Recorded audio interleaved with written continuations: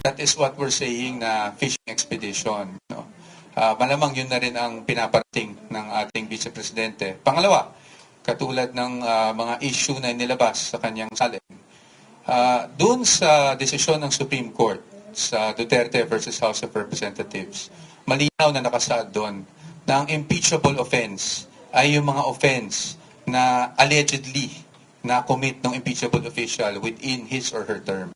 At malinaw naman doon sa pinakita na karamihan doon sa hinihing documents ay not within his or her, within the term of the Vice President. Clarification po ng chairperson and some members of the committee na ito daw pong ginagawa nila is like not like a mini trial but like preliminary investigation.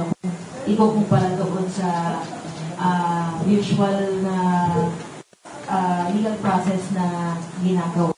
At ang sabi po, para po kay Representative De Lima, parang disrespectful daw po na hindi humarap si Vice President Sara Duterte para personally ipaalam o i-lay down yung kanyang mga rason kung bakit hindi siya dahil or haharap na dito sa pagkita. Thank you. Alright, thank you. So, you have two questions, right? Number one, does act to the statement that what the committee is conducting is not a trial, but is allegedly a preliminary investigation. Number two, you also want us to react to the statement of Representative De Lima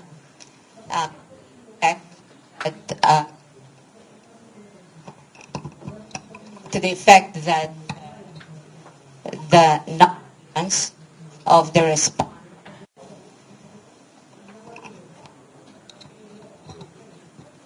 at the committee hearing today is allegedly a disrespect.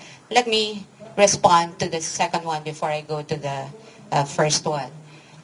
We regret that that's how the good representative feel, but we also had very clearly in our letter and with good intentions, because it is our duty as lawyer to put the defense or best defense available for our client. And at this point, we really feel or we believe that the committee really has no jurisdiction to conduct any form of trial. There was no disrespect intended because in fact, we had responded to the invitation that was extended to us, signed by the chairperson of the committee, and we had submitted this even before the committee hearing today. So we don't know, we don't understand how that could be a form of disrespect. Nonetheless, let me address your question on the statement that what is being done at the committee level is a preliminary investigation. And they may be referring to the comparison of the committee level proceeding as akin to a preliminary investigation. However, if you have taken note of the past statements by members of the committee, and this is not even something that we said or stated, the term mini trial did not come from the defense. The term mini trial came from members of the committee. And in fact, you only have to look probably in the internet or search them yourselves to know that there have been statements to this effect that what the committee will do is sort of a mini trial. And so our response to that is, given that the Constitution only vests the power and authority to conduct trial in the Senate, then the House of Representatives or any of its committees cannot do that.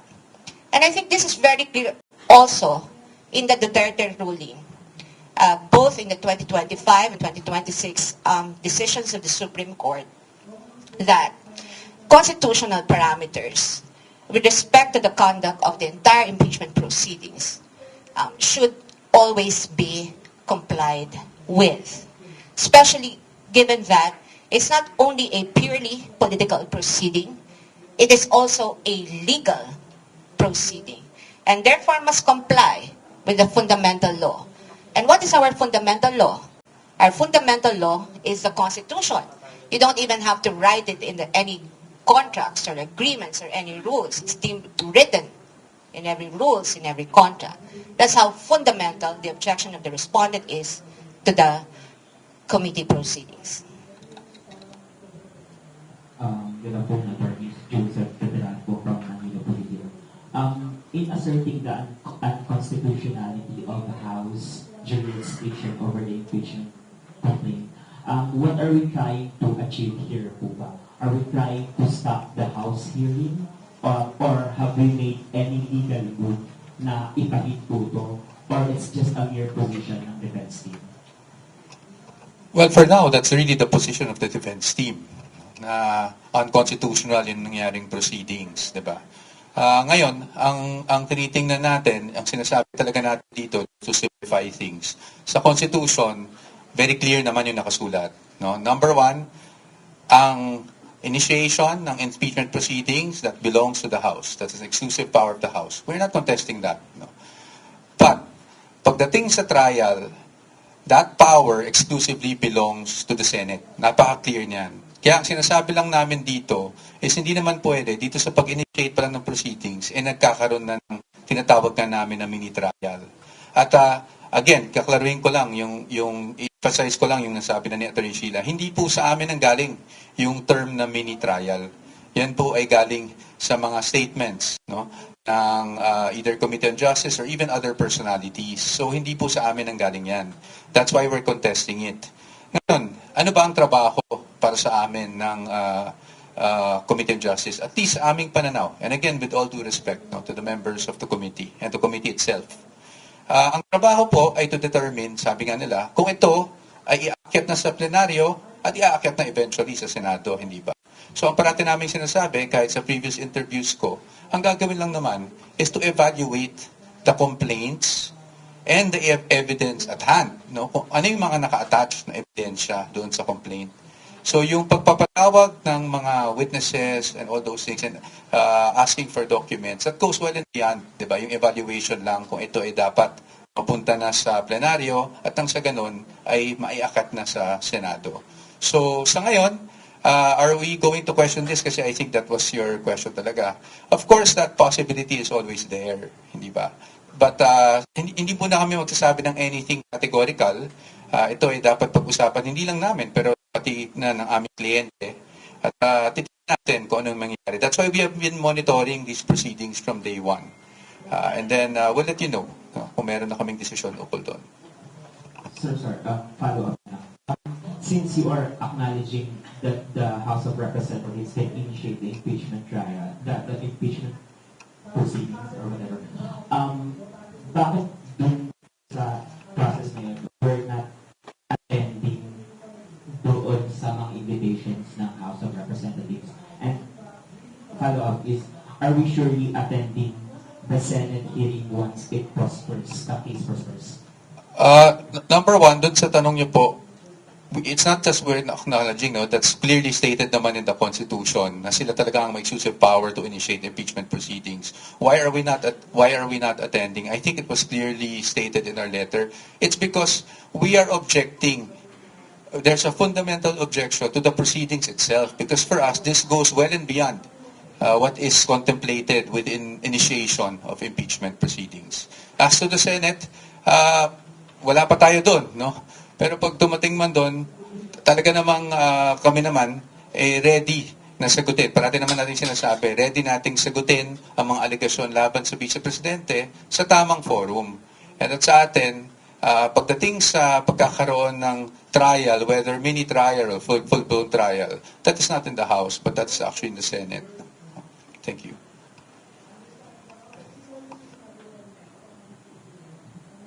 Hello, sir. Kanina po ay naglabas ng statement si Vice President Sara Duterte at sinabi nga niya na ang gagawin na pagdinig o ang isinagawang pagdinig kanina ay isang fishing expedition. Pwede po ba natin ipaliwanag ito bakit ito nasabi ng Vice? Well, again, I have to premise my answer with I'm no longer the spokesperson of the Vice President. So napakahirap naman na maglagay ng salita, no? Mag-interpret ng kanyang mga sinasabi. But at least based on our conversations, nakikita naman natin, yun naman talagang posisyon natin when you evaluate these impeachment complaints. The evaluation must solely remain with the complaints and the pieces of evidence attached. Di ba? Ngayon, if you will go beyond the evidence attached and start asking for documents left and right, when our first argument nga, kung matatandaan nyo, is wala man lang ultimate facts yung complaints. No? And then yung mga naka-attach na ebidensya, wala rin naman doon na nagsasabing o nagpapatunay na may krimen na kaagad na nangyari. And so if you go beyond that, that is what we're saying na fishing expedition. No? Malamang yun na rin ang pinaparating ng ating Vice Presidente. Pangalawa, katulad ng mga issue na nilabas sa kanyang salin, doon sa desisyon ng Supreme Court sa Duterte versus House of Representatives, malinaw na nakasaad doon na ang impeachable offense ay yung mga offense na allegedly na-commit ng impeachable official within his or her term. At malinaw naman doon sa pinakita na karamihan doon sa hinihing documents ay not within his or her, within the term of the Vice President in this case. No? So, marahil doon ang gagaling ng ating Vice Presidente. The respondent puts on record her objection to any requests, motions, or similar efforts aimed at obtaining or fishing for supposed evidence through processes that necessarily presuppose the existence of lawful authority and jurisdiction under the Constitution, which in this case is absent. As timely stated in the appearance of consolidated answer both made at Cotelam, the respondent does not waive any jurisdictional or other objections she has to these proceedings, nor her right to seek the appropriate legal remedies. Nonetheless, she is prepared to meet the charges against her. Kahapon po, no, as you all know, nagpadala po kami ng sulat sa Committee on Justice, as counsels for the Vice President. At doon sa sulat na yun, inilahad natin yung aming fundamental objections, no, dito sa mga proceedings na isinasagawa ng Committee on Justice. Siguro to give you more context, hindi po ako nagbigay, and you know that, hindi po ako nagbigay ng kopya ng sulat sa kahit anong media outfit out of due respect for the Committee on Justice. But since we noticed na I think some copies are already circulating online, we'd like also to give you proper context doon sa sulat na yon. And that's why Attorney Sheila here will read the pertinent portions of that letter para po maintindihan, hindi lang ninyo, pati na rin ng ating mga kababayan. Thank you, Mike. Good afternoon, everyone. We thank you for coming today, and I think this is on short notice. We appreciate everyone's work to keep the public well informed on the development of the impeachment complaints against the Vice President. That's right. I confirm that the defense team sent a letter addressed to Representative Luistro, the chairperson of the Committee on Justice. This was dated March 24, 2026. This letter was sent in response to the invitation extended to us by the committee. Just so there is context to the letter that we sent, even as we had observed from the hearing that was conducted earlier, that this letter was also tackled by the committee. We will just read the pertinent portions so that the public is also informed of the reason or the reason stated in this letter on why the respondent and the defense team did not participate in the hearing today.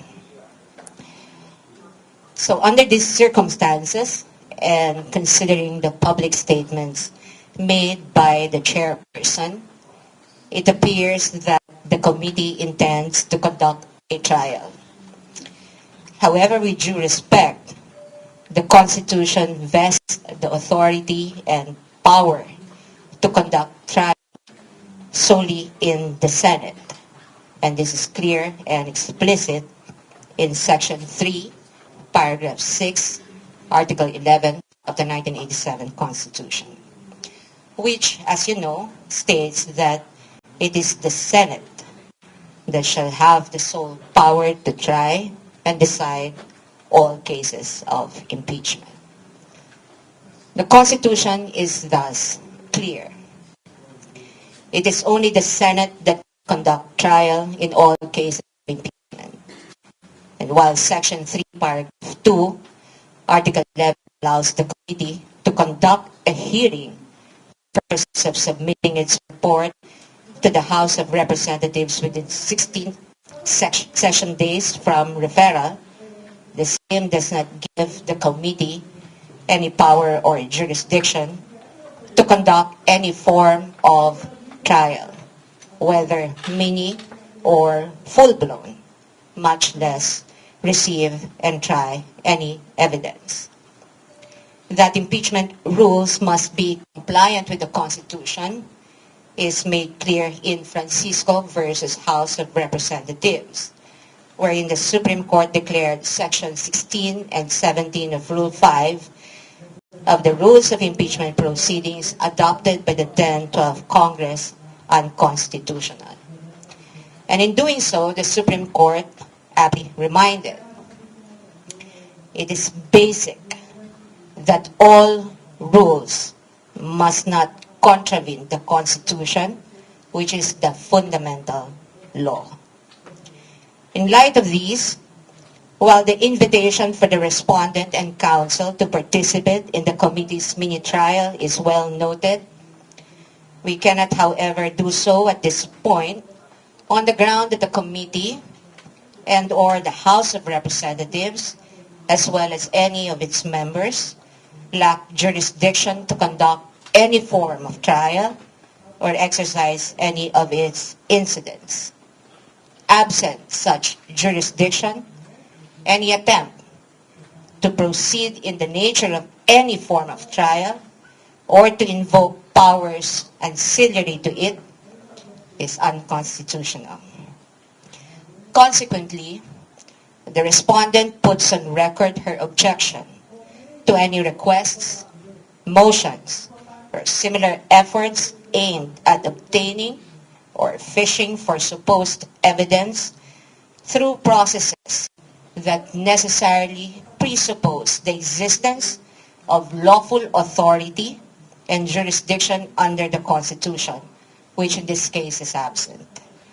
As timely stated in the appearance of consolidated answer both made ad cautelam, the respondent does not waive any jurisdictional or other objections she has to these proceedings, nor her right to seek the appropriate legal remedies.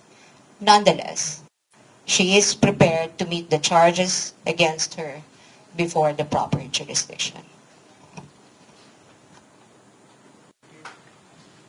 Thank you. We will now just open the floor to questions para hindi tayo maubusan ng oras.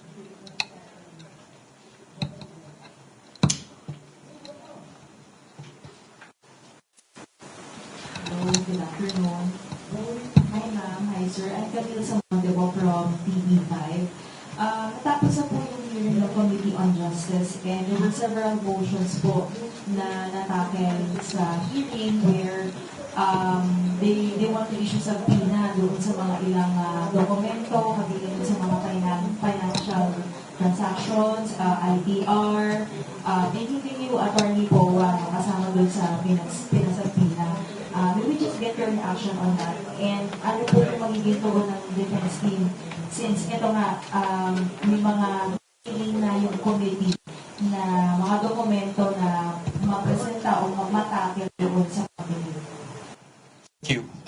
Unang-una sa lahat, I have to address yung subpoena that was issued against myself. I will wait for the subpoena. Titingnan ko kung ano yung laman ng subpoena, but definitely I'm willing to attend no? Wala akong any intention to evade having to attend before the Committee on Justice. Although I must say, I was monitoring the hearings. In fact, that's why hindi kami nag-start, no, until matapos yung hearings out of due respect na rin to the Committee on Justice. I was a bit surprised because I think the ground stated there was that I was the one in charge of the accomplishment reports, etc., which obviously the facts and documents would show that it was not me. No? But nonetheless, I don't see any point in not appearing. So I will definitely abide by the subpoena, subject to, of course, titingnan natin kung ano yung laman. Pagdating naman doon sa ibang subpoena that will be issued, no, for the documents, I think it is our job as counsels to look first at kung ano yung scope ng subpoena and to see kung naayon ba sa batas yung pag-issue ng subpoena. Attorney Sheila, is there anything you wanted to add pa? Go ahead. In addition to what Mike had said, I think the portions of the letter that I had read earlier would answer that question. So right now, what is clear is that we have questions on the jurisdiction of the committee to conduct any form of trial. And if you had noticed also from the letter, we had stated that it's not only the conduct of the trial, but also the exercise of any and all ancillary incidents to it, which includes, of course, the issuance of any compulsory process. I cannot tell you yet how the defense would meet the orders given today at the committee hearings or how we would specifically respond to those. But we are making clear that we are questioning the jurisdiction of the committee to conduct this form of trial, whether it is something that they may have, or some members of the committee may have referred to as a mini trial or as a form of hearing. We have a fundamental question on the jurisdiction, and that fact has been made clear in the letter that we had sent to the chairperson of the committee.